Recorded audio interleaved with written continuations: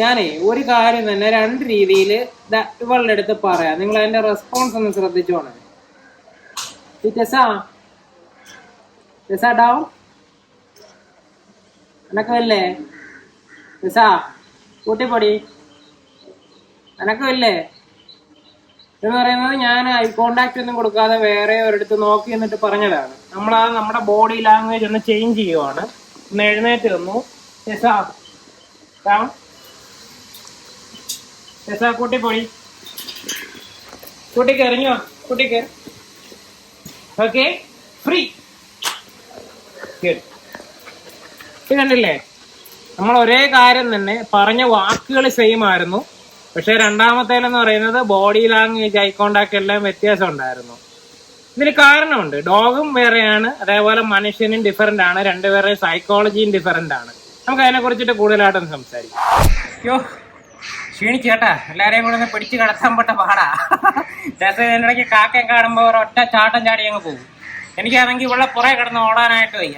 അതുകൊണ്ട് ഞാൻ എൻ്റെ ഒരു കാലെടുത്ത് അവളുടെ പുറത്തങ്ങ് വെച്ചേക്കും. അല്ലേടി കറിമാമായി കുറേ ദിവസമായി നമ്മൾ കണ്ടിട്ടില്ലേ. നമ്മൾ കണ്ടിട്ടെന്ന് വെച്ച് കഴിഞ്ഞാൽ ചെറിയ ഷോർട്ട് വീഡിയോസ് ഇടുന്നുണ്ടായിരുന്നു.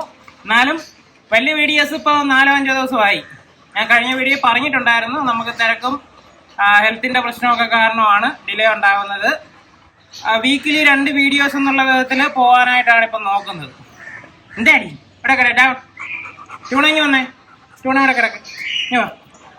അവിടെ കിടന്നു. എല്ലാവരും കൂടെ എൻ്റെ പുറത്ത് കയറി കിടക്കുകൂടെ.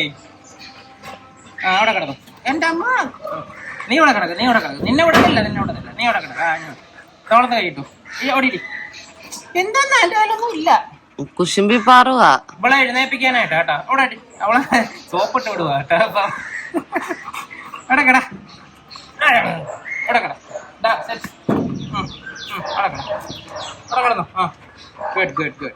കല്ലും അടുത്ത ആളിനെ എങ്ങനെ അടുത്ത് വന്ന് കിടക്കാതാ. നിങ്ങളൊരു കഴിഞ്ഞ ഒരു 10 വീഡിയോ എടുത്ത് നോക്കണം കേട്ടോ.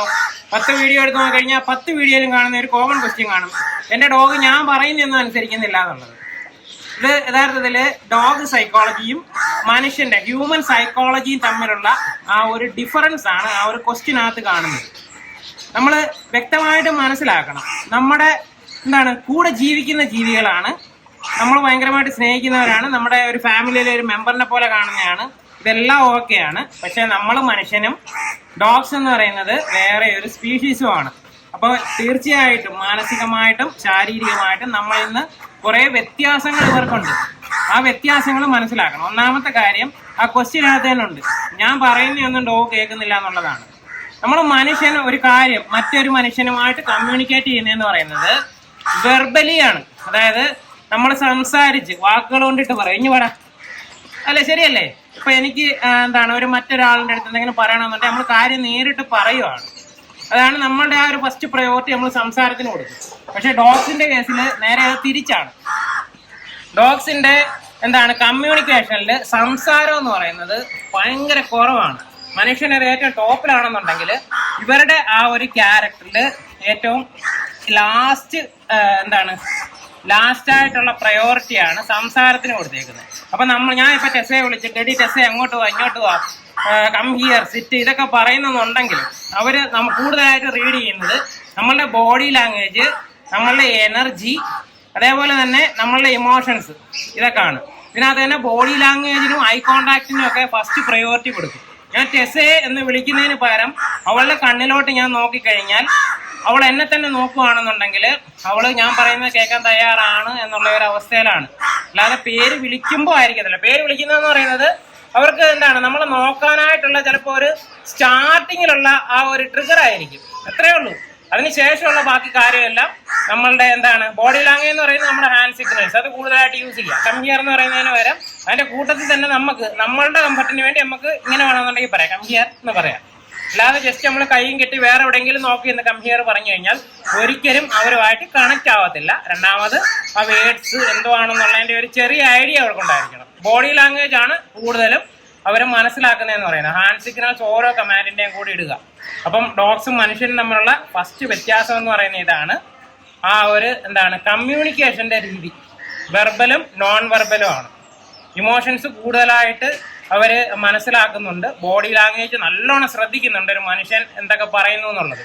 ഞാൻ ഇപ്പൊ കണ്ണു ഉരുട്ടി ദേഷിച്ച് അവരുടെ അടുത്ത് കം ഹിയർ പറഞ്ഞു കഴിഞ്ഞാൽ അവരത് ഒബേ ചെയ്യത്തില്ല. എല്ലാവർക്കും പറ്റുന്ന ഒരു കാര്യം എന്ന് പറയുന്നത് അതാണ്. ദേഷിച്ച് കം ഹിയർ പറഞ്ഞ് അവർ വരാത്തപ്പോ ദേഷിച്ച് വിളിച്ചുകൊണ്ടിരിക്കും. അപ്പൊ അതിനനുസരിച്ച് അവർ കൂടുതൽ അകലത്തിലോട്ട് പോകത്തതേ ഉള്ളൂ. രണ്ടാമത്, മനുഷ്യനും ഡോഗ്സും തമ്മിലുള്ള ഒരു ഡിഫറൻസ് എന്ന് പറയുന്നത്, നമ്മൾ എല്ലാ കാര്യത്തിനെയും ഇമോഷണലായിട്ടാണ് അപ്രോച്ച് ചെയ്യുന്നത്. അല്ല എന്തുവാണ്, ഇപ്പൊ ഈ കൂട്ടത്തിൽ ഇപ്പൊ ടെസയ്ക്ക് കുഞ്ഞുങ്ങൾ ജനിച്ച കേസ് തന്നെ എടുക്കുക. 6 കുഞ്ഞുങ്ങളുണ്ടായിരുന്നു. സപ്പോസ് ഒരു കണ്ടീഷനിൽ ഈ 6 കുഞ്ഞുങ്ങളിൽ ഒരാളെന്ന് പറയുന്നത് വീക്കായിരുന്നു എന്നുള്ള ആലോചിക്കുക. മനുഷ്യനാണെന്നുണ്ടെങ്കിൽ എന്താണ് ചെയ്യുന്നത്, ഒരു വീട്ടിൽ 2 കുഞ്ഞുങ്ങൾ ജനിച്ച് ഒരാൾ വയ്യാത്ത ആളാണ്, ഇപ്പൊ എന്തെങ്കിലും ശാരീരികമായിട്ട് വൈകല്യം ഉണ്ട് അല്ലെങ്കിൽ മാനസികമായിട്ട് വൈകല്യം ഉണ്ടെന്നുണ്ടെങ്കിൽ കൂടുതൽ കെയർ, നഴ്സിംഗ് കെയർ എന്ന് പറയുന്നത് ആർക്ക് കൊടുക്കും? വയ്യാത്ത കുഞ്ഞിനായിരിക്കും കൊടുക്കുന്നത്. ഡോഗ്സ് എന്ന് പറയുന്നത് അങ്ങനല്ല. ഡോഗ്സ് എന്നല്ല, മിക്കവാറും ഒരു ആനിമൽസും അങ്ങനല്ല. ഏറ്റവും വീക്കായ കുഞ്ഞിനെ ഇവർ ഇഗ്നോർ ചെയ്യും, അതിനെ അങ്ങ് വിട്ടേക്കും. ബാക്കിയുള്ള ഏറ്റവും ഹെൽത്തി ആയിട്ടുള്ളതിനെ ആയിരിക്കും ഏറ്റവും നന്നായിട്ട് നോക്കിക്കൊണ്ട് വരുന്നത്. അവർ ഇമോഷണൽ ആയിട്ടല്ല കാണുന്നത്. അവർക്കറിയാം ഈ നാച്ചുറൽ പ്രകൃതിയിൽ ഒറ്റയ്ക്ക് സർവൈവ് ചെയ്യാൻ പറ്റുന്ന ആർക്കായിരിക്കും എന്നുള്ളത്. ഒരിക്കലും അത് ആ വീക്കായിട്ടുള്ള കുഞ്ഞിനായിരിക്കത്തില്ല, സ്ട്രോങ് ആയിട്ടുള്ള കുഞ്ഞിനായിരിക്കും. അപ്പൊ ഏറ്റവും നല്ല കുഞ്ഞുങ്ങളെ നല്ല രീതിയിൽ ഡെവലപ്പ് ചെയ്തോട്ട് വരാനായിരിക്കും അവർ ശ്രദ്ധിക്കുന്നത്. അവരവിടെ ഇമോഷണൽ ആയിട്ട് കാര്യങ്ങൾ കാണുന്നില്ല. നമ്മൾ നേരെ ഓപ്പോസിറ്റ് ആണ്.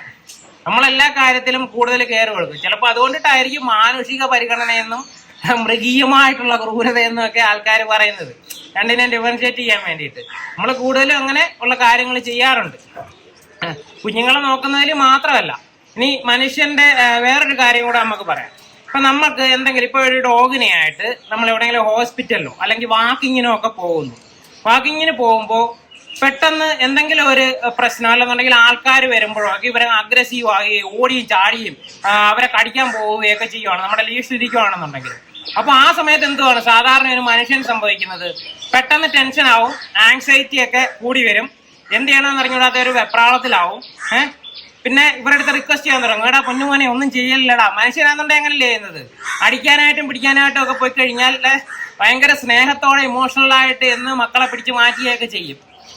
അവർക്കെന്ന് പറയുന്നത് അവിടെ സ്നേഹം പ്രതിഫലിപ്പിക്കും. ആ സമയത്ത് ഡോഗ്സിനാണെന്നുണ്ടെങ്കിൽ ഇങ്ങനെയുള്ള ഇമോഷൻസ് ആ സമയത്ത് കാണുന്നത് തന്നെ വെറുപ്പാണ്.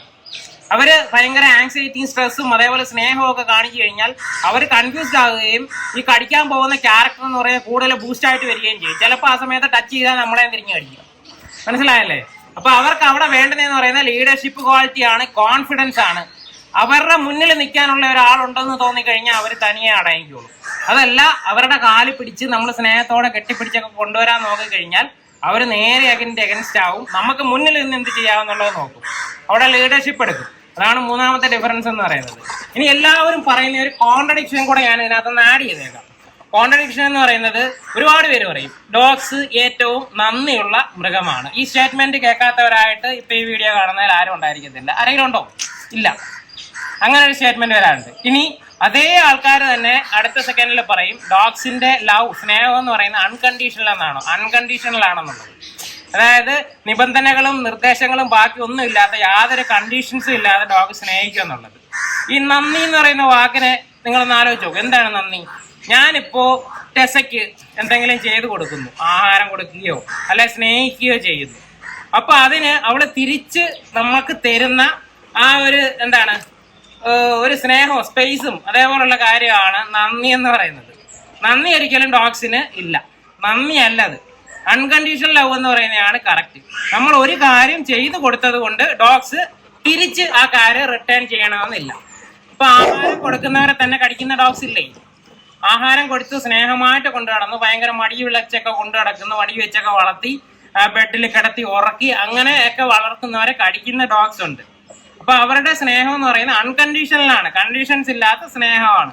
ഒരു ഫാമിലിയിലെ ഒരു മെമ്പറായിട്ടും നമ്മളെ ഒരു ലീഡറായിട്ടും ഒക്കെ കണ്ടു കഴിഞ്ഞാൽ നമുക്ക് വേണ്ടി എന്തും ചെയ്യാനായിട്ട് അവർ തയ്യാറാവും. അതിനകത്ത് വിഷയമൊന്നുമില്ല. നമ്മളെ പ്രൊട്ടക്ട് ചെയ്യാൻ തയ്യാറാവും, നമുക്ക് മാക്സിമം സ്നേഹം തരും, ഇതെല്ലാം ചെയ്യും. പക്ഷെ ഒരിക്കലും നന്ദി എന്ന് പറയുന്ന വാക്ക് ഈ ഡോഗ്സുമായിട്ട് കണക്ട് ചെയ്യാനേ പറ്റാത്ത കാര്യമാണ്. നമ്മൾ ആഹാരം കൊടുക്കുന്നത് കൊണ്ടിട്ടല്ല ആ സ്നേഹവും ആ ബഹുമാനവും അതേപോലെ തന്നെ ഈ പറഞ്ഞ പ്രൊട്ടക്ഷനും ഒക്കെ നമുക്ക് തരുന്നത്. അവർക്ക് അതിന് പ്രത്യേകിച്ച് നിബന്ധനകളൊന്നും വേണ്ട. ലീഡറായിട്ട് കണ്ടു കഴിഞ്ഞാൽ നമ്മളിനി ഒന്നും ചെയ്തില്ലെങ്കിലും അത് നമുക്ക് തന്നുകൊണ്ടിരിക്കും. അതാണ് ആ ഒരു ഡിഫറൻസ് എന്ന് പറയുന്നത്. നന്ദി എന്ന് പറയുന്ന വാക്ക് ഡോഗ്സുമായിട്ട് ബന്ധപ്പെട്ട് ഉപയോഗിക്കാതിരിക്കുക. നന്ദി എന്ന് പറയുന്നത് മനുഷ്യർക്കിടയ്ക്കുള്ള ഒരു പദം മാത്രമാണ് ഈ താങ്ക്സ് നന്ദി എന്നൊക്കെ പറയുന്നത്. അതായത് നമ്മൾ ഇപ്പൊ ആർക്കെങ്കിലും ഒരാൾക്ക് എന്തെങ്കിലും ചെയ്തു കൊടുത്തു, വഴി കൂടെ പോകുന്ന ഒരാൾക്ക് അവിടെ കിടന്ന് അവിടെ ബോധം കെട്ടി കിടക്കുന്ന ഒരാളിനെ കണ്ടു, നമ്മൾ അയാളെ പൊക്കിയെടുത്ത് ഹോസ്പിറ്റലിൽ കൊണ്ടുപോയി നമ്മൾ ആരാണെന്നൊക്കെ പറഞ്ഞ് തിരിച്ചുപോയി. കുറച്ച് നാൾ കഴിഞ്ഞ് അയാളെ നമ്മളെ കാണുവാണ്. അപ്പൊ നമുക്ക് ഒരു എന്തായാലും തിരിച്ച് പ്രതീക്ഷിക്കും, ഞാൻ അവനെ അങ്ങനെയൊക്കെ കൊണ്ടു നടന്നതല്ലേ, എന്നിട്ട് അവൻ എന്നെ പിന്നെ ഒന്ന് തിരിഞ്ഞു നോക്കിയിട്ടില്ല എന്നൊക്കെ പറയുന്നത്. അതാണ് നന്ദി എന്ന് പറയുന്നത്.